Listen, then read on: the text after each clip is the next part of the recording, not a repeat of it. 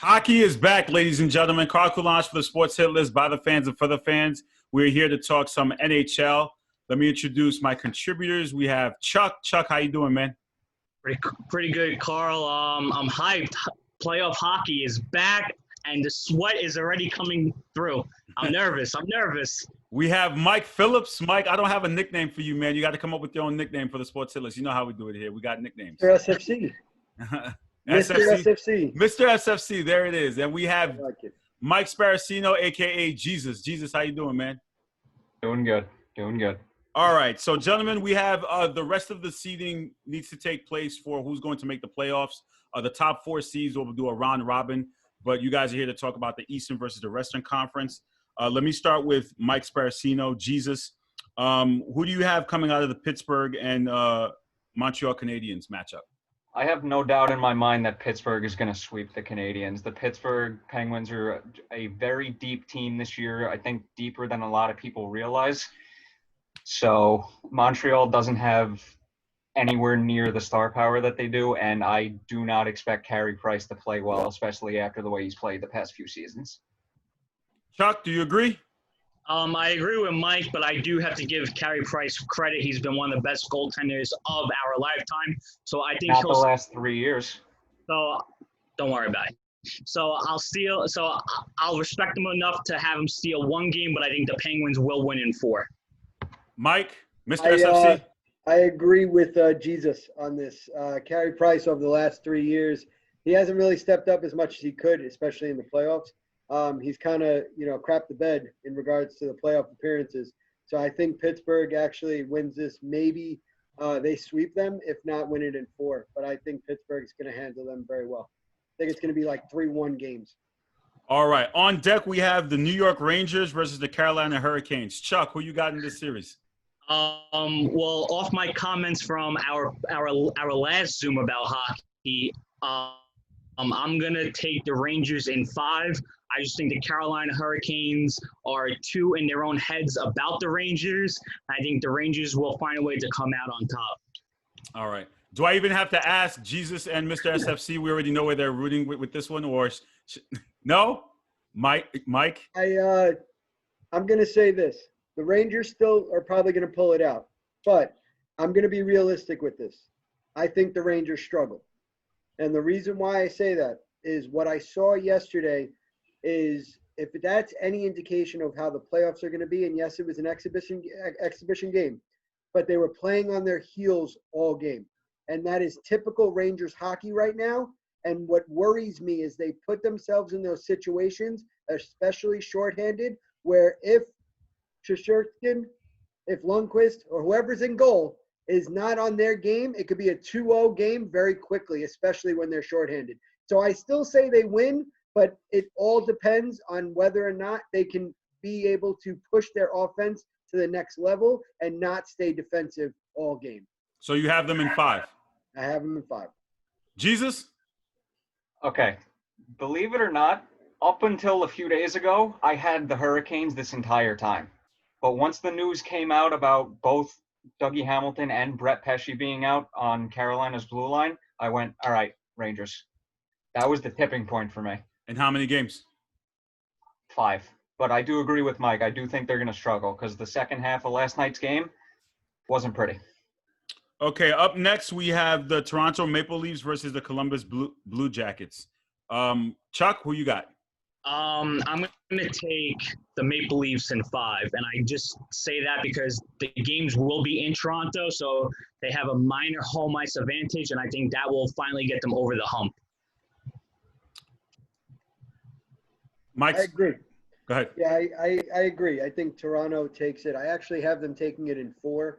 The Columbus Blue Jackets have a young team with some star power on there, but I still think that Toronto, being in Toronto, they're home even without the fans. They still have that potential to really put on a show. I saw it last night when they were playing. And I have to say, just on the side, what the hub cities have done with their stadiums, it looks great. You wouldn't even think that there weren't fans in the stands because they've blocked off all the stands and all the seats and they've covered them. So it makes it look like they're in a dome. So it kind of makes it look like Olympic hockey. So I actually like what they're doing with the whole covering the seats, because then it doesn't make you think you're in an empty stadium. Mm. But I take Toronto in 4. Sparacino?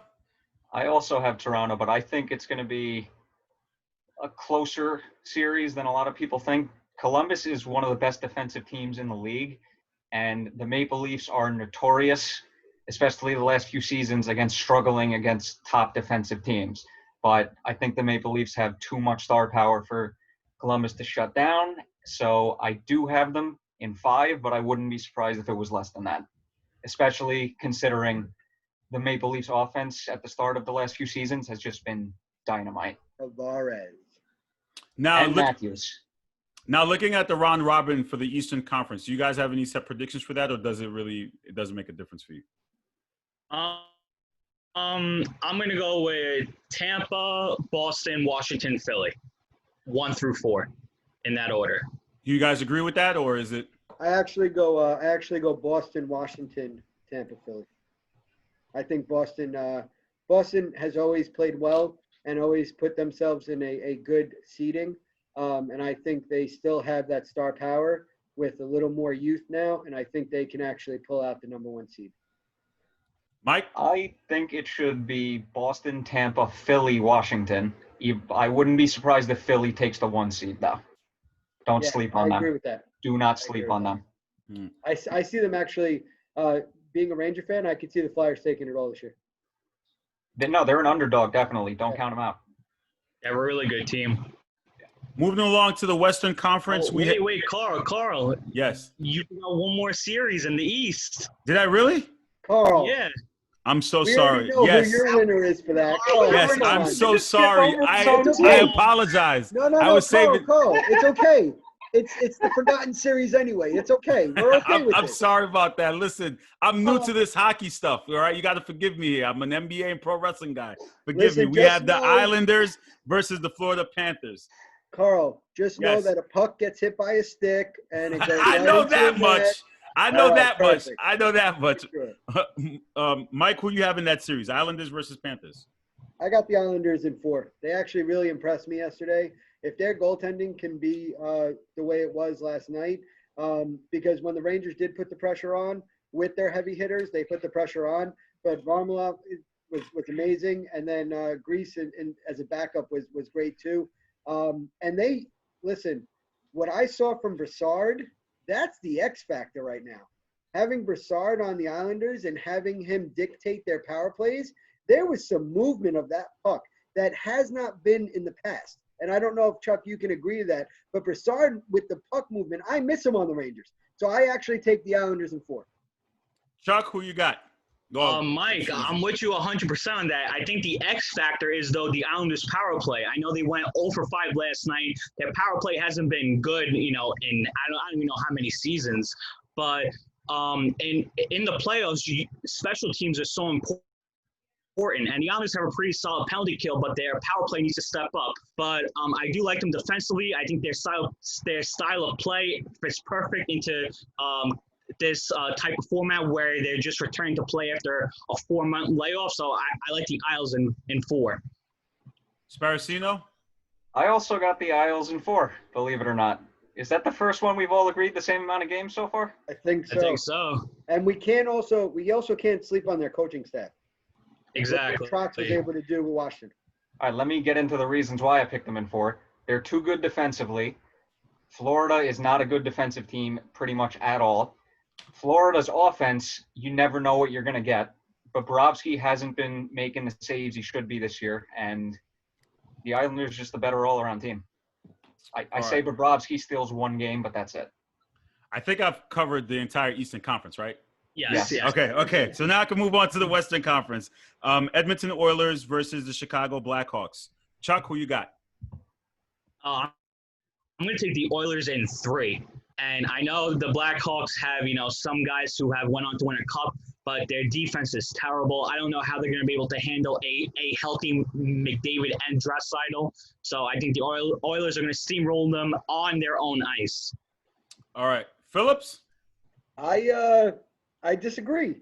I take Blackhawks in a hard-fought series in 5. McDavid has not proven himself in the playoffs. He's played pretty well, but he hasn't shown he's a leader. So if we're using him as the X factor for Edmonton, I know the defense with the Blackhawks is very suspect, but I still think they squeeze out a couple of close victories and they take the series 5. I don't say they go far in the playoffs, but I do think they get that squeak in and knock out Edmonton. Sparacino? I'm with Charlie on this one, actually. The Blackhawks have not impressed me at all this year. They were sellers at the deadline, believe it or not. McDavid is roaring. He's ready to go from the game that I saw the other day. And Draisaitl, him, McDavid, and they have another couple pieces around them now that they should be able to carry with them for, I'm not going to say a deep run, but I can definitely see them making some noise this year. All right, we have the Nashville Predators versus the Arizona Coyotes. Chuck, who you got? I'm going to take the upset here, and I'm going to take the Coyotes. I really like the way that they played down the stretch. I think Taylor Hall is playing for his next contract, so he's really going to step up their game. And Nashville has been very fluky this year. They fired their head coach in the middle of the season, so I think the Coyotes have something to prove. Their GM just quit on them, actually, so they got that chip on their shoulder, and I like them to win in 4. Sparacino? I thought I was going to be the only one out of the 3 you taking the Coyotes, but I got the Coyotes too. Okay. I'm not. Yeah, but I do, Charlie. I do disagree with you. I don't think that they were playing that great after the trade deadline. Hall came in. He was playing fine, but the rest of the team didn't really pick it up. But I do agree with you about Nashville, though. They were a little bit all over the place this season, and you cannot beat Arizona's goaltending right now.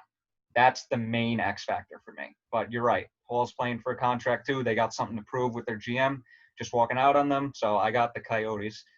And I'll go 5, actually.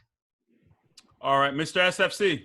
We're making it 3 for 3, boys, because I'm going Coyotes too. I'm going them in 4. I have not been impressed with Nashville. And I think especially the X factor with Hall, I really think they make some noise. All right. Vancouver Canucks versus the Minnesota Wild. Sparacino, who you got here? I'm going to take Vancouver.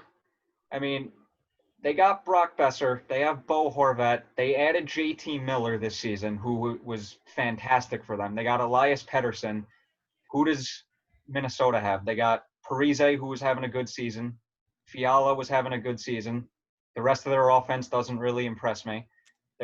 Minnesota's goaltending was pretty mediocre, even though I'm a fan of Devin Dubnyk. Markstrom played wonderful in net for the Canucks, but I can't see an upset with Minnesota here, so I got to take Vancouver. I'll go in 4. Mr. SFC, do you agree? Yeah, I think Vancouver, especially being in, being able to pull this one out, I say they win it in 4. Do I think they're going to make noise going through the playoffs? No. But I definitely think they get in at least to the playoffs to at least have a shot. Chuck.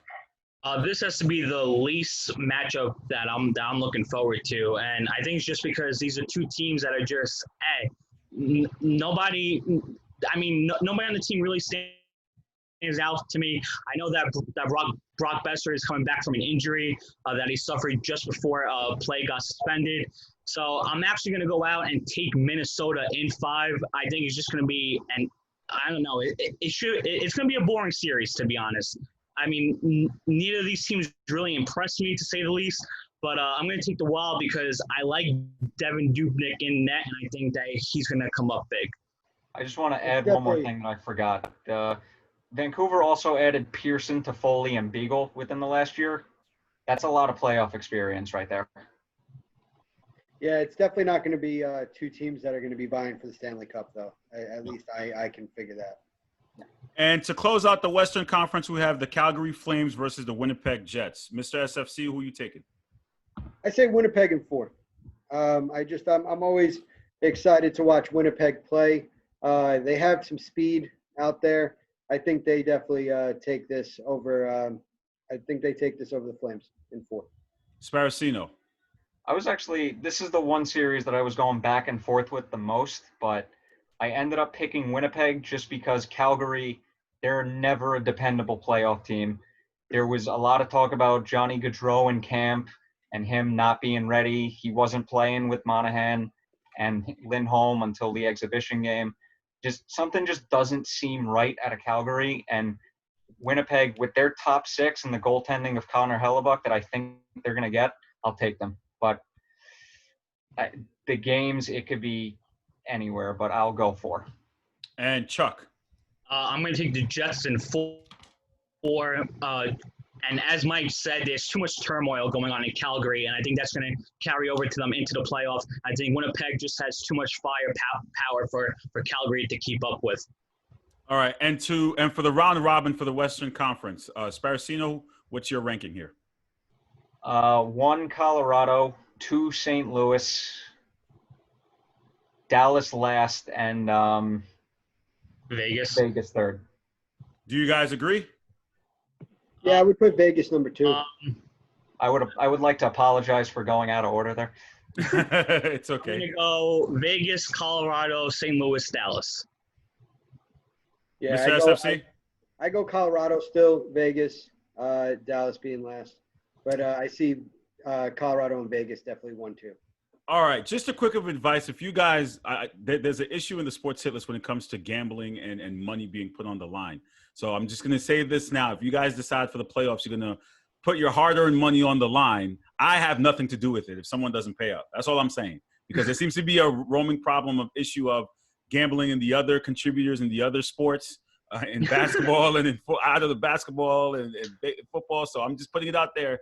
I have nothing to, as the CEO and the EP, I have nothing to do with the gambling that goes on in the sports. I will make this blanket statement right now that when it comes to hockey, there's a true love for the game, that if there is any gambling going on, that the people that are involved in the gambling know that it's for the love of the game and they are upstanding citizens, that they will be able to pay up. But I don't see any of that happening. And if it does, don't worry. We're not going to go run tell the teacher. We're going to deal with it on our own. Thank you very much. Thank you.